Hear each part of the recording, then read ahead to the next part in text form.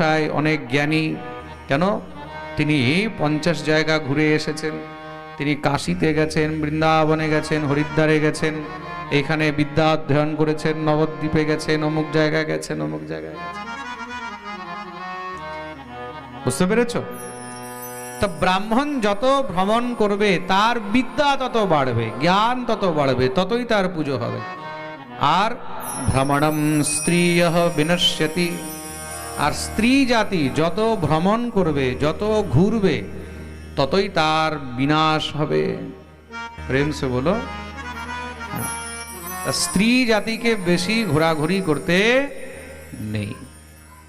যেখানেই ঘুরতে যাবে নিজের বাপের সঙ্গে যাবে, না হলে মায়ের সঙ্গে যাবে। বাবা নেই, মা নেই, স্বামীর সঙ্গে যাবে। স্বামী না থাকলে তখন সন্তানের সঙ্গে যাবে। একা স্ত্রীকে কখনো ভ্রমণ করতে নেই। যেই নারী একা ভ্রমণ করে তাকে বলা হয় সুপর্ণখা। কি বলা হয়? জোরে বলো। সুপর্ণখা। সুপর্ণখা কি করতো? একা একা ঘুরতো। সুপর্ণখা কিভাবে ঘুরতো? একা একা। তা একা একা ঘুরলে কি হয়? তখন তার বিনাশ হয়। খুব মন দিয়ে শুনবে কিন্তু। কোন ঘরের কুলীন কন্যা, কুলীন গৃহবধূ কখনো একা কোথাও ভ্রমণ করিবে না, শাস্ত্র নিষিদ্ধ। একা ঘুরতো তারকা। তারকা কি ঘুরতো? জোরে বলো। একা। তারকা বলতো আমাকে কারোর দরকার নেই। একা ঘুরতো পুতনা, কারোর দরকার নেই। খুব মন দিয়ে শুনবে। তা নারী যত একা ঘুরবে সমাজের মধ্যে ততই তার নিন্দা হবে, ততই তার বিনাশ হবে। জগতের মধ্যে তাকে তখন মানুষ ছিঁড়ে খাবে। প্রেম সে বলো। শাস্ত্র এই কারণেই হাজার হাজার বছর আগে এই সমস্ত নিয়মগুলো লিখে গেছেন। প্রেম সে বলো। একমাত্র মুক্ত সঙ্গম পরম ব্রজেত, এমন মুক্ত বহুত কমই হয়। আর যারা এমন মুক্ত হয়, যাদের কোনো প্রকারের কোনো স্নেহ বন্ধন নেই, তাদেরকেই সংসারের মধ্যে শ্রেষ্ঠ মহাজন বলা হয়েছে। তা কোনো গৃহস্থ ব্যক্তি কি মুক্ত হতে পারে? নিশ্চয়ই হতে পারে। যার বউ আছে, বাচ্চা আছে, ঘর বাড়ি আছে, সে মুক্ত হতে পারে, সেও হতে পারে। তো মুক্তি কিভাবে হয়? আসক্তি ছাড়া। স্ত্রী আছে কিন্তু আসক্তি নেই, সন্তান আছে আসক্তি নেই, অর্থ আছে আসক্তি নেই, টাকা পয়সা আছে আসক্তি নেই, ঘর বাড়ি আছে আসক্তি নেই। তা যেখানে আসক্তি নেই সেখানেই মুক্তি আছে, যেখানে আসক্তি আছে সেখানেই বন্ধন আছে। প্রেম সে বলো। যেখানে আসক্তি আছে সেখানে বন্ধন আছে, যেখানে আসক্তি নেই সেখানে কোনো বন্ধন নেই। তা শ্রী শুকদেব প্রভুর কোনো বস্তুর প্রতি কোনো আসক্তি নেই। তার জন্যই তাকে পরমহংস বলা হয়েছে। তিনি সর্বত্র শুধু ব্রহ্ম দর্শন করেন। তা এমন শ্রী শুকদেব প্রভুর শ্রী চরণে আমরা সবাই প্রণাম জানাই। বলিয়ে শুকদেব ভগবান। আজকে গলা কিন্তু বসে যাবে। ভগবান জানে কি সিস্টেম হয়েছে। তৃতীয় শ্লোকে এখানে ভাগবতের সূত্রপাত হয়েছে। নৈমিষেষু তমাসীনম অভিবাদ্য মহামতিম কথামৃতরসাস্বাদ কুশলঃ শৌনকো ব্রবীৎ। নৈমিষেষু তমাসীনম অভিবাদ্য কহামতিম। এক সময় নৈমিষারণ্য তীর্থে ৮৮,০০০ ঋষিগণ উপস্থিত হয়েছেন। কিসের জন্য? সৎসঙ্গের জন্য। যেরকম আজকে আমরা এখানে উপস্থিত হয়েছি চাপাডাঙ্গায়। চাপাডাঙ্গার মধ্যে কোন জায়গা এটা? কি নামে জায়গাটার? হ্যাঁ, নবারুণ সংঘ, তাই তো? নবারুণ সংঘ। আজকে আমরা এখানে উপস্থিত হয়েছি, তা আমরা এখানে আজকে হয়তো বেশি থেকে বেশি 500-600 বা 1000 লোক বেশি থেকে বেশি যদি এদিক ওদিক ধরে হতে পারে, হয়তো আস্তে আস্তে বাড়বে, 1000 থেকে 2000, 3000, 4000 হতে পারে। কিন্তু সেখানে কত ছিল? 88,000। কত? 88,000। 88,000 88,000 ঋষিগণ সেখানে একত্রিত হয়েছেন সৎসঙ্গের জন্য। এখন সৎসঙ্গ শোনাবে কে? তার জন্য একজন মহামুনি, যার নাম হলো সুতজি মহারাজ, রোমহর্ষণ, এই রোমহর্ষণ সুতজি মহারাজকে উচ্চ আসনে বসানো হলো, ব্যাসপীঠে বসানো হয়েছে। যেমন আমি বসে আছি তেমনই ওনাকে বসানো হয়েছে। ওনাকে বসিয়ে সবাই মিলে হাত জোড় করে প্রার্থনা করলেন, প্রভু এই সংসারের মধ্যে সব থেকে যেটা শ্রেষ্ঠ কথা, আমরা সেই কথা শুনতে চাই, যেই কথা শুনলে আমাদের মধ্যে যেন ভক্তি, জ্ঞান আর বৈরাগ্যের বৃদ্ধি হয়, আমাদের জন্য বুদ্ধি নির্মল হয়, আমাদের জন্য বুদ্ধি শুদ্ধ হয়, আমাদের মধ্যে যেন কৃষ্ণ ভক্তি হয়। শ্রেয়সাম যদ ভবেৎ শ্রেয়ঃ পাবনানাম চ পাবনম কৃষ্ণ প্রাপ্তি করম শাশ্বত সাধনম তদ্বদাধুনা।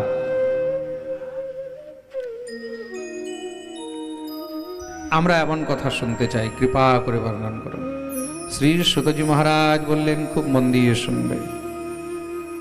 এই সংসারের মধ্যে এমন শুধু একটি কথা আছে, কালব্যাল মুখগ্রাস ত্রাস নির্নাশ হেতবে শ্রীমদ ভাগবতম শাস্ত্রম কলোকিরেণ ভাষিতম। আর তার নাম হলো শ্রীমদ ভাগবত।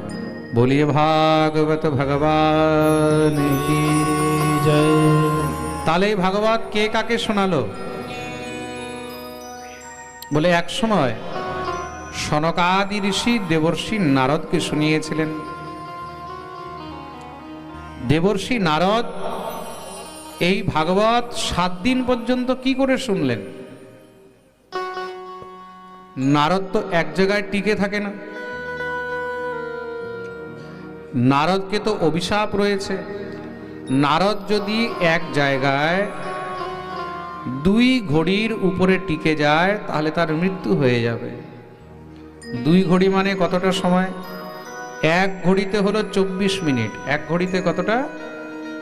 জোরে বলো। 24 মিনিট। তার মানে 2 ঘড়িতে কত হলো? 48 মিনিট। তা 48 মিনিটের উপরে যদি নারদ এক জায়গায় থাকে তার মৃত্যু হয়ে যাবে। প্রাচেতস দক্ষের অভিশাপ রয়েছে। তা সেই নারদ 7 দিন পর্যন্ত এক জায়গায় থেকে কি করে এই ভাগবত শ্রবণ করলেন? তার কি মৃত্যু হলো না? বলে এটাই হলো গোবিন্দের কৃপা, এটাই হলো ভাগবতের কৃপা। প্রলয়ম হি গমিষ্যন্তি শ্রীমদ্ ভাগবত ধ্বনে। ভাগবতের যদি কৃপা হয় তাহলে সেখানে যদি প্রলয় লেখা থাকে সেই প্রলয় টলে যায়। এটা হলো ভাগবতের মহিমা। প্রেম সে বলো, আরে বলো না, আরো জোরে। শুনতে পাইনি? পিছনে যারা আছে দোনো হাত তুলে জয় জয় শ্রীরাধে। এবার গিয়ে মনে হচ্ছে হ্যাঁ তারকেশ্বর চাপাডাঙ্গায় পাঠ চলছে। এই রাধে রাধে ধ্বনি এত জোরে বলা উচিত যেন সম্পূর্ণ একদম চাপাডাঙ্গা তারকেশ্বর পর্যন্ত আওয়াজ যায়। প্রেম সে বলো।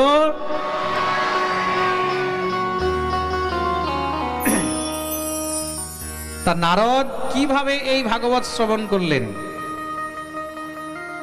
সেটা একটু আমরা জানতে চাই। শ্রী সুতজি মহারাজ বর্ণন করলেন এক সময়ের কথা। দেবর্ষি নারদ বদ্রিকাশ্রমে গেছেন। বদ্রিকাশ্রম মানে যেটাকে আমরা বদ্রীনাথ বলি। কি বলা হয়? বদ্রীনাথ। ভারতের 4 ধামের মধ্যে একটি ধাম হলো বদ্রীনাথ ধাম। ভারতের 4 ধাম কোথায় কোথায়? ভারতের পূর্ব দিকে হলো জগন্নাথ। ভারতের পূর্ব দিকে কি? জগন্নাথ ধাম। পশ্চিমে হলো দ্বারকা। পশ্চিমে কি? উত্তরে হলো বদ্রীনাথ। উত্তরে কি? আর দক্ষিণে হলো রামনাথ। দক্ষিণে কি? রামনাথ। রামনাথ মানে রামেশ্বর। তা সেই বদ্রীনাথে গিয়ে উপস্থিত দেবর্ষি নারদ। সামনে দিয়ে 4 জন ব্রহ্মার পুত্র আসছেন, সনক, সনন্দন, সনাতন আর সনত কুমার নারদ যাচ্ছেন, তারা সামনে দিয়ে আসছে। নারদকে দেখেই সঙ্গে সঙ্গে তারা নারদকে ডাকলেন, দেবর্ষি। নারদ তো নাম শুনেই সঙ্গে সঙ্গে চমকে উঠেছেন। সামনে দেখলেন সনকাদি মুনি, দৌড়ে গিয়ে চরণে প্রণাম করলেন। সনকাদি মুনি নারদকে জিজ্ঞাসা করলেন, তোমাকে দেখে খুব চিন্তিত মনে হচ্ছে, কি ব্যাপার? তোমার চিন্তার কারণ কি? একজন রাস্তা দিয়ে যাচ্ছে আর যেতে যেতে অন্যমনস্ক হয়ে যাচ্ছে, তার মানে নিশ্চয়ই সে চিন্তার মধ্যে আছে। কথম ব্রহ্মণ দীন মুখ কুতশ্চিন্তাতুরো ভবান ত্বরিতম গম্যতে কুত্র কুতশ্চাগমনম তব। তোমার চিন্তার কারণ কি? নারদ বললেন, প্রভু আমার চিন্তা আমার ব্যক্তিগত কারণে নেই, আমার আবার কিসের চিন্তা হবে? নারদের না কোনো ঘর, না বাড়ি, না টাকা, না পয়সা, না ব্যাংক, না ব্যালেন্স, না বউ, না বাচ্চা, না মাতা, না পিতা, না ভাই, না বন্ধু, কোনো জিনিসের কোনো চিন্তা নেই। তাহলে সেই নারদ কিসের জন্য চিন্তিত? বলে সংসারে যারা সাধুগণ, যারা বৈষ্ণবগণ, তারা নিজের চিন্তায় চিন্তিত থাকে না, তারা জগতের দুঃখ দেখে চিন্তিত থাকে। আমরা নিজের দুঃখে সবসময় কাঁদছি, পরের দুঃখ দেখে আমাদের কান্না আসে না। পরের দুঃখ দেখে তো আমাদের মজা হয়। এই জগতের মানুষ নিজের দুঃখে অতটা দুঃখী নেই যতটা পরের সুখ দেখে দুঃখী হয়ে বসে থাকে। এটাই হলো কিন্তু মানুষের স্বভাব। প্রেম সে বলো। নিজের ভাঙা ঘর, তার দুঃখ নেই, কিন্তু পাশের বাড়ি 3 তলা কি করে হলো তার জন্য মনে কষ্ট হচ্ছে। এই বেটা 3 তলা বাড়ি বানিয়ে ফেললো, নিশ্চয়ই কোনো 2 নম্বরই কাজ করে। এই বেটা এত ভালো চলছে, এত সুখে আছে, এত আনন্দে আছে, ওই পরের আনন্দ দেখে, পরের সুখ দেখে জ্বালা শুরু হয়ে যায়। এটা হলো মানুষের স্বভাব। কিন্তু যারা সাধু, যারা বৈষ্ণব, যারা ভগবত ভক্ত, তারা পরের দুঃখ দেখে নিজে কষ্ট পায়। আরে ইস, এত কষ্ট পাচ্ছে, এত দুঃখ পাচ্ছে। তার জন্যই কিন্তু বৈষ্ণব হওয়া এত সহজ নয়। মনে রাখবে, বৈষ্ণব হওয়া অনেক কঠিন।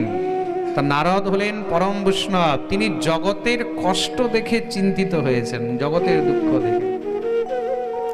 এমন কি দুঃখ দেখলেন?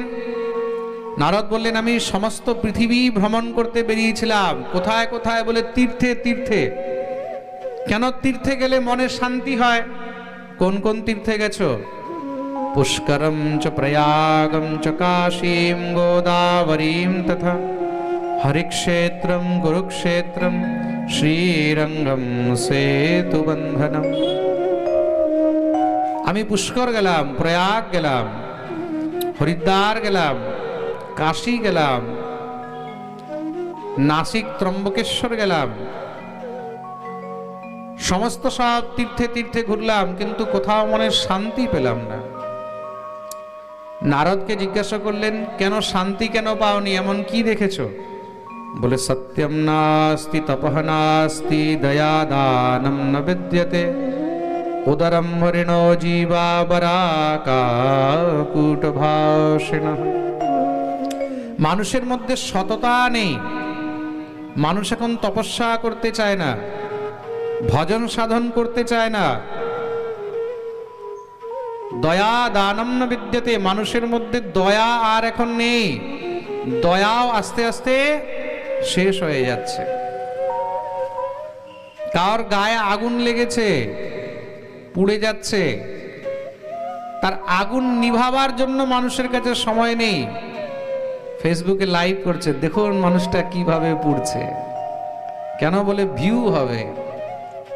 তাই তো, কি হবে? ভিউ হবে। লাইভ দেখুন মানুষটা কি করে পুড়ছে। তার মানে বর্তমান যুগের মধ্যে মানুষ আর মনুষ্যত্বের মধ্যে নেই, সব পিশাচ হয়ে যাচ্ছে। দুটি টাকা কামাবার জন্য, দুটো পয়সা কামাবার জন্য মানুষ এখন মানুষের মনুষ্যত্বকে বিক্রি করে ফেলছে। প্রেম সে বলো, এই হলো সব। একটা গাড়িতে মাছ ভরে নিয়ে যাচ্ছে, মাছ, এই যে ছোট ছোট লরিগুলো হয়, মাছ ভরে নিয়ে যাচ্ছে। তা সেই গাড়ির সঙ্গে একটা মোটর সাইকেল ধাক্কা লেগেছে। মোটর সাইকেলে একটা 25-26 বছরের যুবক ছেলে অ্যাক্সিডেন্ট হয়ে পড়ে তড়পাচ্ছে। মাছের গাড়িটা পাল্টিয়ে গেছে, মাছগুলো রাস্তায় পড়ে আছে। মানুষের ভিড় লেগে গেছে। কিসের জন্য জানো? ওই ছেলেটাকে বাঁচাবার জন্য নয়, ওই মাছগুলোকে কুড়াবার জন্য।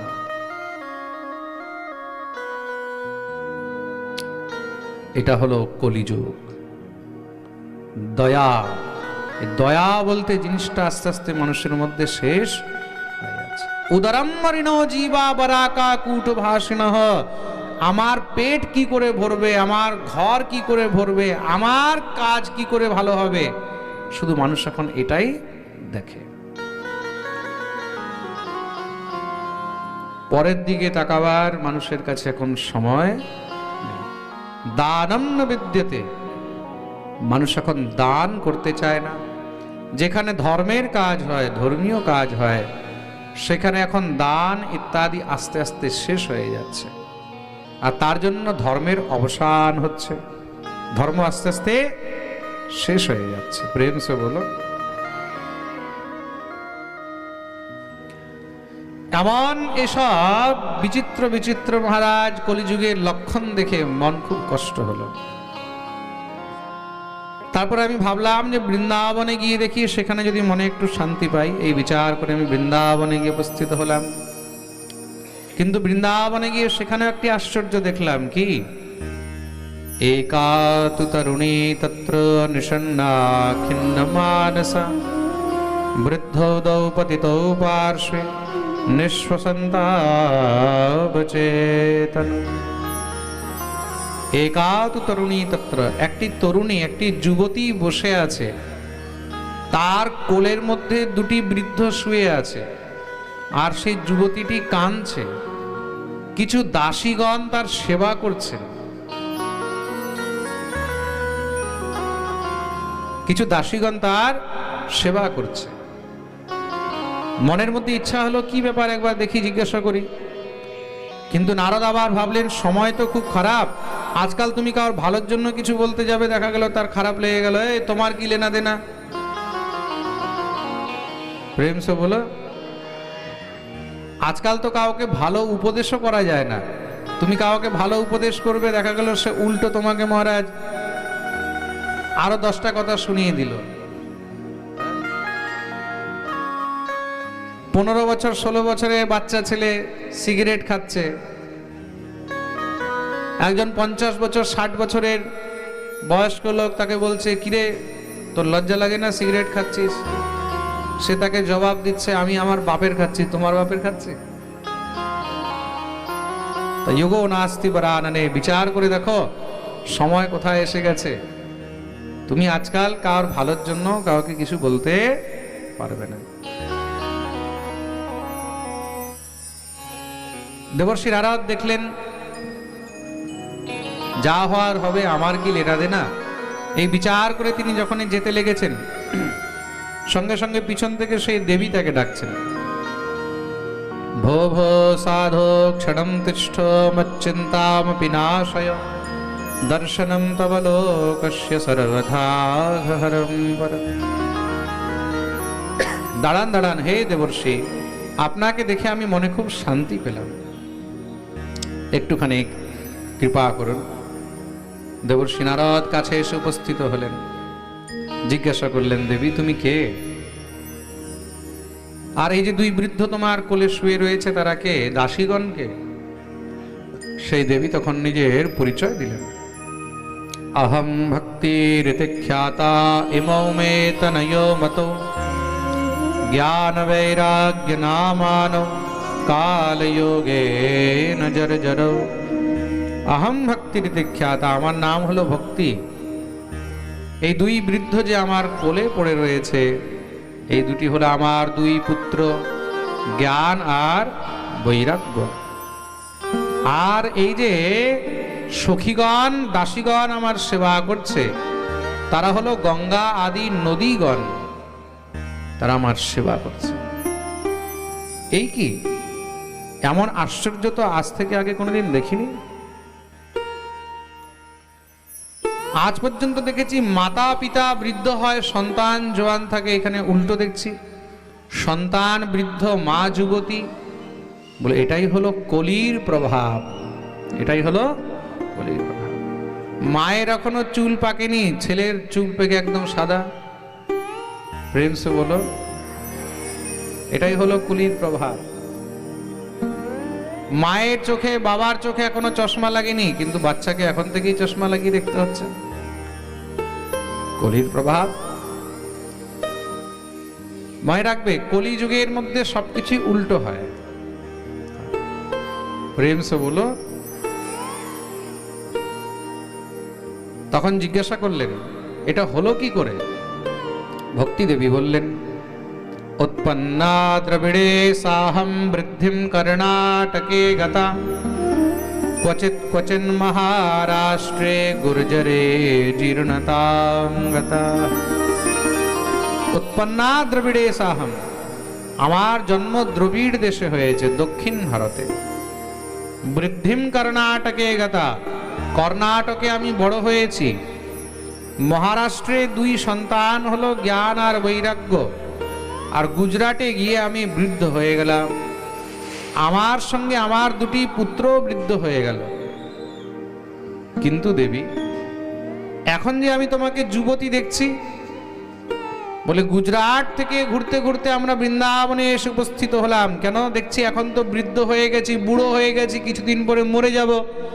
তা মরার আগে, মৃত্যুর আগে যদি একবার বৃন্দাবন দর্শন করে যাই, এই বিচার করে বৃন্দাবনে এসে উপস্থিত হলাম। আর বৃন্দাবনের স্পর্শ পেয়েই বৃন্দাবনস্য সংযোগাৎ পুনস্তম তরুণী নবা, বৃন্দাবনের স্পর্শ পেয়েই সঙ্গে সঙ্গে আমি আবার তরুণী হয়ে গেলাম, যুবতী হয়ে গেলাম। কিন্তু আমার দুই পুত্র জ্ঞান আর বৈরাগ্য, তারা যুবক হলো না, তারা বৃদ্ধই রয়ে গেল। কিন্তু হ্যাঁ, বাইরে যেই কষ্টটা পাচ্ছিল, বৃন্দাবনে এসে তারা শান্তিতে একটু ঘুমিয়ে রয়েছে। শুনেই তো দেবর্ষি নারদ দিব্য আনন্দে উন্মত্ত হয়ে নৃত্য আরম্ভ করে। আহা, ধন্য এই বৃন্দাবন ধাম, ধন্যম বৃন্দাবনম তেন ভক্তির নৃত্যতি যত্র চ अत्रैमो ग्राहका भावान्न जरामपि मुञ्चत। ধন্য এই বৃন্দাবন ধাম, যেই বৃন্দাবনে ভক্তি যুবতী হয়ে রয়েছে, সব সময় নৃত্য করছে। খুব মন দিয়ে শুনবে। কার ভক্তি যদি শিথিল হয়ে যায়, বৃদ্ধ হয়ে যায়, জরাগ্রস্ত হয়ে যায়, তখন তাকে সঙ্গে সঙ্গে বৃন্দাবন পাঠিয়ে দেওয়া উচিত, তাকে বৃন্দাবন নিয়ে যাওয়া উচিত। তাহলে বৃন্দাবন গেলে কি হবে? বৃন্দাবন গেলে তার ভক্তি আবার তরুণী হয়ে যাবে, তাজা হয়ে যাবে, যুবতী হয়ে যাবে। তার জন্য প্রত্যেক ভক্তদেরকে বছরে একবার হলেও বৃন্দাবন অবশ্যই যাওয়া উচিত। বছরে না হলে 2 বছরে যাও, 2 বছরে না হলে 3 বছরে যাও, কিন্তু মাঝে মাঝে বৃন্দাবন যেতেই হবে। বৃন্দাবন না গেলে কখনো তোমার ভক্তি তরুণী হবে না। প্রেম সে বলো। তার জন্য বৃন্দাবনের মহিমা। দেবর্ষি নারদ তার জন্যই বৃন্দাবনকে ধন্য বলেছেন, ধন্যম বৃন্দাবনম তেনা, ধন্য এই বৃন্দাবন। ভগবানের কাছে প্রার্থনা করবেন যেন আমরাও বারবার বৃন্দাবন যেতে পারি। কে কে বৃন্দাবন যেতে চাও একটু হাত তোলো তো দেখি। ওরে বাপরে, সবাই পাক্কা যাবে? তাহলে তো ট্রেন বুক করতে হবে এবার। তো বৃন্দাবন যদি যেতে হয় মনে রাখবে, তাহলে একজনের কৃপা ছাড়া বৃন্দাবন যাওয়া সম্ভব নয়। কার? রাধা রানী।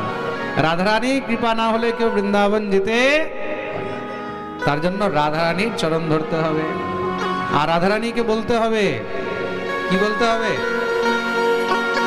ও রাধা রানী, ও মহারানী, রাধা রানী মহারানী কৃপা করো না, কৃপা করে বৃন্দাবনে নিয়ে চলো না। ও রাধা রানী মহারানী, রাধা রানী মহারানী কৃপা করো না, কৃপা করে বৃন্দাবনে নিয়ে চলো না। রাধা রানী মহারানী, রাধা রানী মহারানী। সবাই দোনো হাত তুলে তালি সেবা করে গাইবে।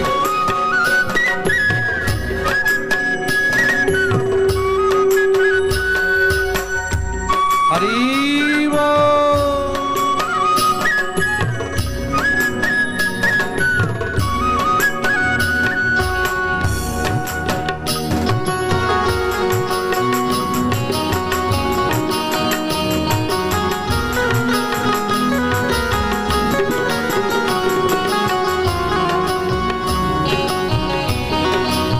রাধে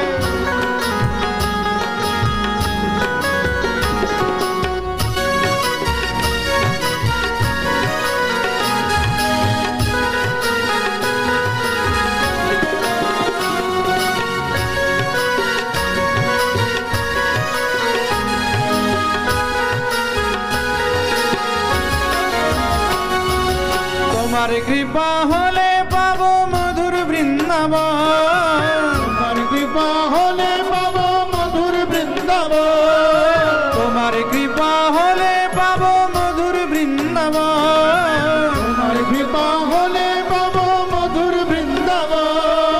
নয়নে হেরিব আমি গিরি গোবর্ধন, নয়নে ঘেরিব আমি গিরি গোবর্ধন।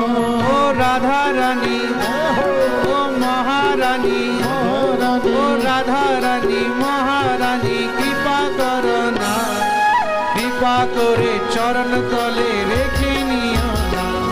ও রাধা রানী মহারানী, রাধা রানী মহারানী কৃপা করো না, কৃপা করে চরণ তলে রেখে নিও না। রাধা রানী মহারানী, রাধা রানী মহারানী।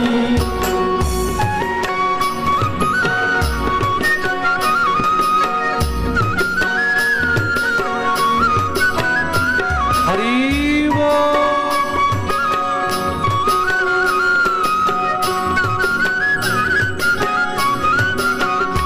আচ্ছা, এইভাবে বসে বসে বৃন্দাবন যাওয়া হবে নাকি? যারা যারা বৃন্দাবন যাবে নিজের জায়গায় দাঁড়িয়ে নৃত্য করতে করতে হরি বল।